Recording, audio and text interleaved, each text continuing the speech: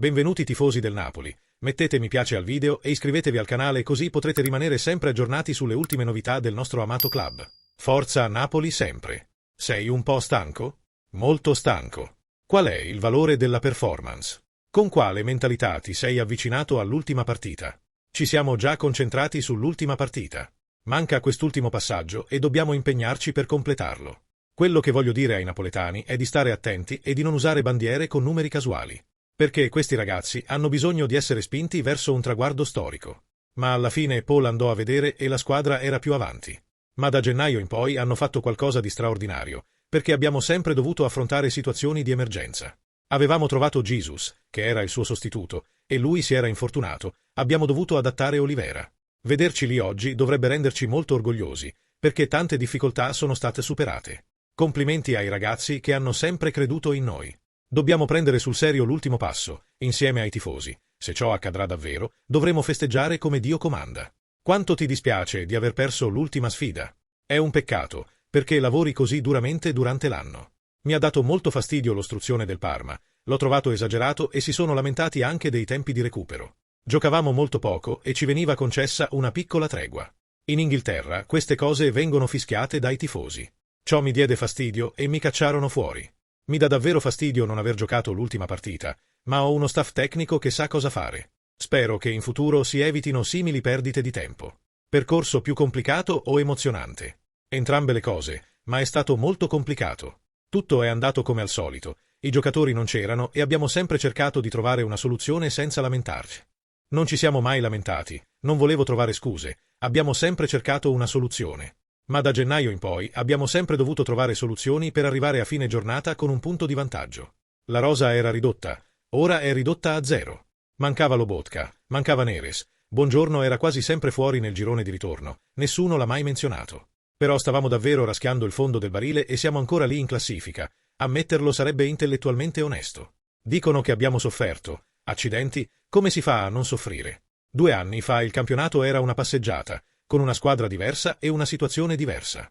Quest'anno, invece, se qualcuno ha la soluzione, alzo le mani e mi arrendo, ride, NDR.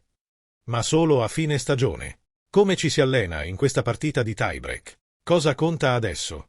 Entri in un'altra dimensione. Mi riferivo al campionato di 2 anni fa. È totalmente diverso perché sono situazioni che puoi gestire con più leggerezza. Alcuni erano già abituati a vincere un campionato, ma in carrozza, non in uno scontro diretto come questo. Qualche mese fa c'erano 10 finali, ora ne è rimasta una. Sono stati molto bravi perché hanno affrontato una situazione che non avevano mai affrontato prima. Oggigiorno dico, andiamo a vincere il campionato. Lascia un like al video così YouTube potrà avvisarti dei prossimi video. Grazie. Continuare. Alex Meret commenterà la partita del Tardini in conferenza stampa. Ci hai messo 2 adesivi. Com'è stata l'esperienza in quei 90 minuti? Ho visto una squadra attenta in difesa e disposta ad aiutarsi a vicenda. In attacco potevamo fare di più, ma abbiamo creato occasioni. Gli ultimi minuti sono stati un ottovolante. Ho visto facce tristi in panchina. Poi, per fortuna, la Lazio ha pareggiato e abbiamo cercato fino alla fine di passare in vantaggio. Ma era anche importante non subire gol. Manterremo questo punto e ora vogliamo chiudere in bellezza. È un finale molto teso. Il Parma gioca per la salvezza, non c'era per regalarci la vittoria. Hanno fatto la loro partita e l'hanno giocata bene. In attacco non ci hanno lasciato palla e dobbiamo tenere conto dell'avversario.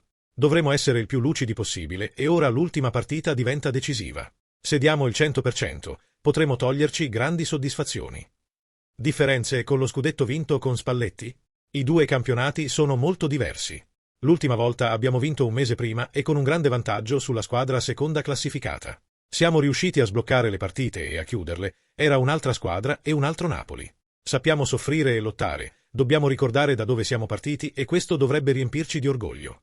Ci sono avversarie, come l'Inter, che stanno facendo un grande campionato, ma dobbiamo darci atto che siamo stati bravi a non mollare. Ora manca solo l'ultima partita e saremo pronti. Il tecnico Christian Chivu commenterà questo pareggio nella sala stampa dello stadio Tardini. Ancora una volta personalità e carattere contro una grande squadra. È stato il miglior primo tempo da quando sono qui, per intensità, coraggio e determinazione. Non è mai facile affrontare una squadra come il Napoli, hanno fatto una grande partita. Nella ripresa, le energie si sono esaurite, sono subentrati crampi e stanchezza, sapevamo di dover fare dei cambi. Dovevamo sostituire qualcuno che aveva giocato meno di un'ora, e c'era anche chi aveva giocato 100 minuti e mi ha dato ragione. Parlo di Circati. Voglio elogiare la sua prestazione, l'ho fatto anche nello spogliatoio. Non era facile rientrare oggi dopo così tanto tempo. Ha confermato quanto fatto vedere in allenamento. Voglio elogiare anche Leoni contro un avversario come Lukaku, e faccio elogi anche a Balog. Non mi piace parlare di singoli, ma tutti e tre hanno giocato una grande partita sotto la pressione che avevano.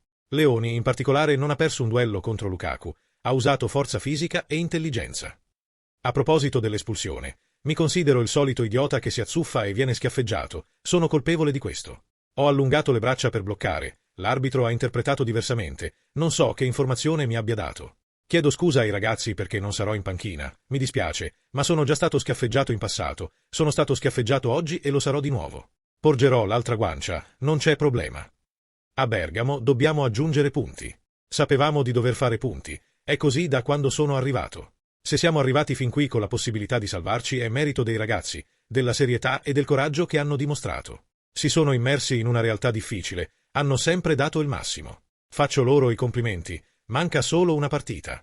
Siamo abituati a vivere settimane che ci impongono attenzione, sapendo che non è mai facile affrontare una partita di Serie A. Questa squadra ha sempre dato il massimo al gruppo, in termini di carattere, fisicità, tecnica e tattica. Questo da loro merito. Noi, la società, abbiamo tutti una voglia matta di restare in Serie A, vogliamo restare qui per dare qualcosa di importante a questa città.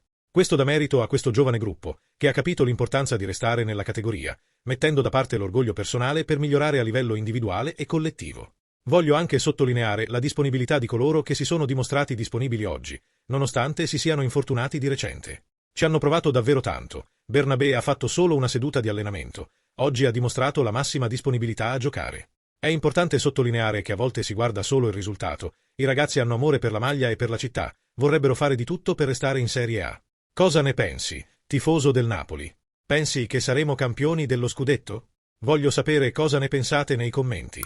Metti mi piace al video e iscriviti al canale. Forza Napoli sempre!